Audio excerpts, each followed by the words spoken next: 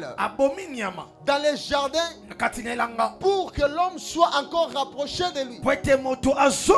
Et Dieu prend la peau de l'animal pour vêtir l'homme. Alléluia. Amen. Dieu a vêtu l'homme de la peau. La peau ensanglatée. Alléluia. Amen. La peau ensanglantée.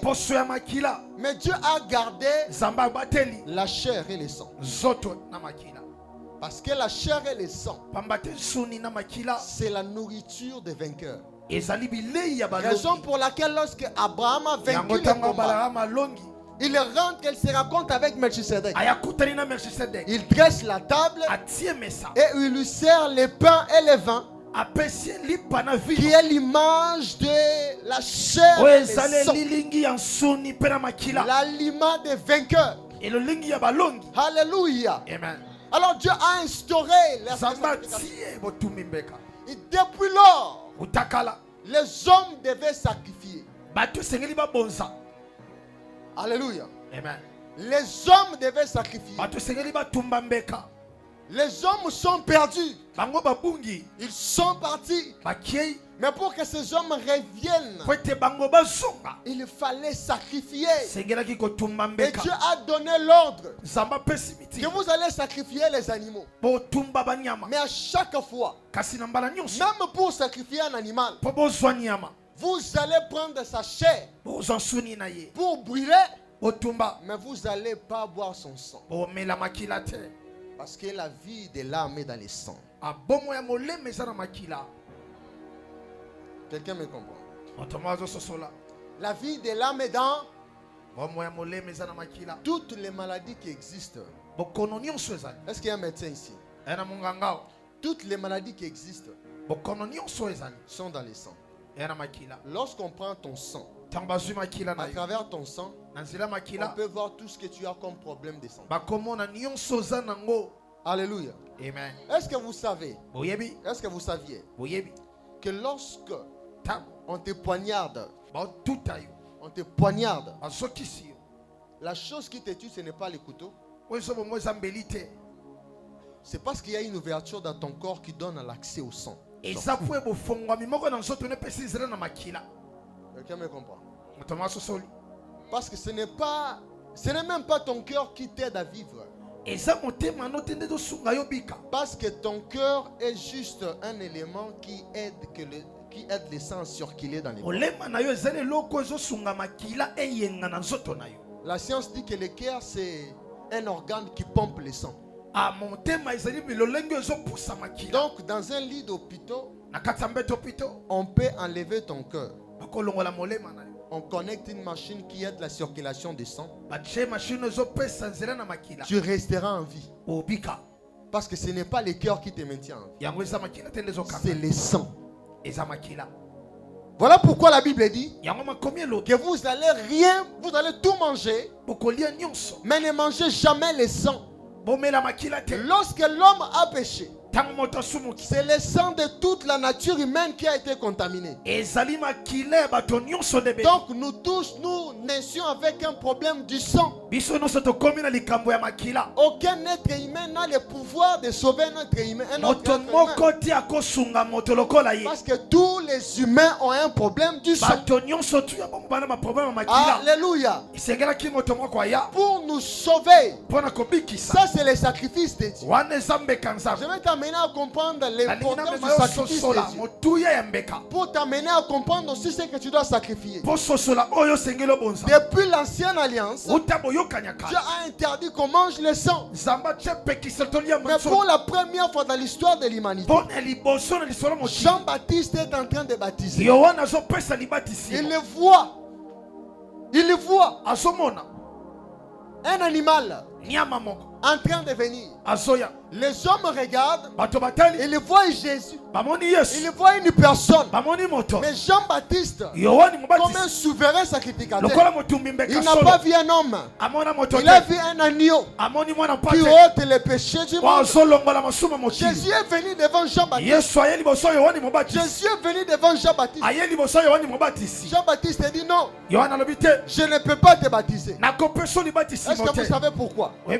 Parce que le baptême c'est pour la purification du péché.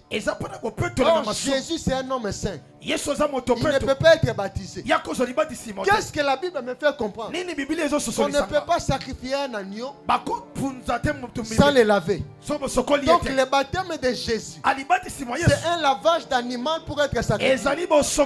Parce que le souverain sacrificateur, pour préparer l'animal, il est lavé. Donc Jésus n'est pas en train d'être baptisé comme un homme pécheur parce que c'est lui-même la sainteté. Il est en train d'être baptisé comme un agneau qui est venu ôter les péchés du monde. Ça c'est le sacrifice de Dieu. Voilà pourquoi un jour Jésus regarde les disciples. Vous avez appris en Lévitique qu'il ne faut pas manger la chair. Il faut manger la chair, mais il ne faut pas manger le sang. Mais moi je vous dis aujourd'hui, voici mon sang. Prenez et buvez. Parce que mon sang, c'est le sang le plus pur. Prenez mon sang et buvez. C'est le sang de la nouvelle alliance. Parce qu'en moi il n'y a pas de péché. Il n'y a aucune maladie dans le sang de Jésus. Il n'y a même pas de lien dans le sang de Jésus. Je n'ai pas vu dans la Bible une fois. On a écrit Jésus tomba malade et il alla se faire soigner. Non, je n'ai pas vu. Et la Bible dit tel il est, tel je suis. Donc s'il est en pleine santé, je suis recommandé d'être rempli de santé. Alléluia. Est-ce que quelqu'un comprend les sacrifices de Dieu? Est-ce que quelqu'un comprend les sacrifices de Dieu? Jésus est venu mourir à la croix. Pourquoi?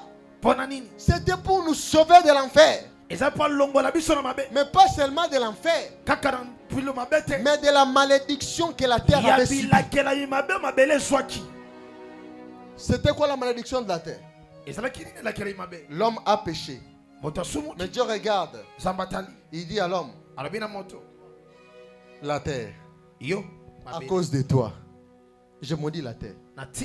Parce que Dieu sait que tout ce que l'homme peut chercher, il regardera la terre. Alléluia. Amen. Donc la terre est maudite à cause du péché de l'homme.